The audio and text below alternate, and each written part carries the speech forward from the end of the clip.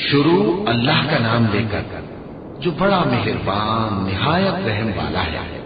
جو چیز آسمانوں میں ہے اور جو چیز زمین میں ہے سب اللہ کی تصدیق کرتی ہے۔ جو بادشاہ حقیقی ہے، پاک ہے، زبردست ہے، حکمت والا ہے۔ وہی تو ہے جس نے ان پڑھوں میں انہی میں سے ایک پیغمبر بھیجے جو ان کے سامنے اس کی آیتیں پڑھتے اور ان کو پاک کرتے اور انہیں کتاب و حکمت کی تعلیم دیتے ہیں۔ اور اس سے پہلے تو یہ لوگ کھلی گمراہی میں تھے، اور ان میں سے اور لوگوں کی طرف بھی ان کو بھیجا ہے جو ابھی مسلمانوں سے نہیں ملے، اور وہ غالب ہے، حکمت والا ہے۔ یہ اللہ کا فضل ہے، جسے چاہتا ہے عطا فرماتا ہے، اور اللہ بڑے فضل کا مالک ہے۔ جن لوگوں کو تورات کا حامل بنایا گیا پھر انہوں نے اس کے حامل ہونے کا حق ادا نہ کیا، ان کی مثال گدھے کی سی ہے جس پر بڑی بڑی کتابیں لگی ہوں۔ جو لوگ اللہ کی آیتوں کی تکذیب کرتے ہیں ان کی مثال بری ہے، اور اللہ ظالم لوگوں کو ہدایت نہیں دیتا۔ کہہ دو کہ اے یہود، اگر تم کو یہ دعویٰ ہو کہ تم ہی اللہ کے دوست ہو اور دوسرے لوگ نہیں، تو اگر تم سچے ہو تو ذرا موت کی آرزو تو کرو۔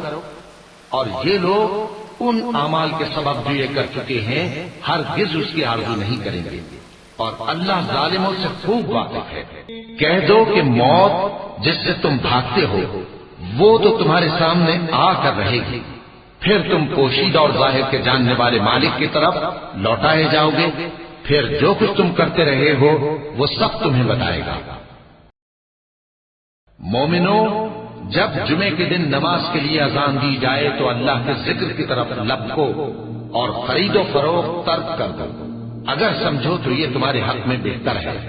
پھر جب نماز ہو چکے تو زمین میں پھیل جاؤ اور اللہ کا فضل تلاش کرو، اور اللہ کو بہت بہت یاد کرتے رہو تاکہ کامیاب ہو جاؤ۔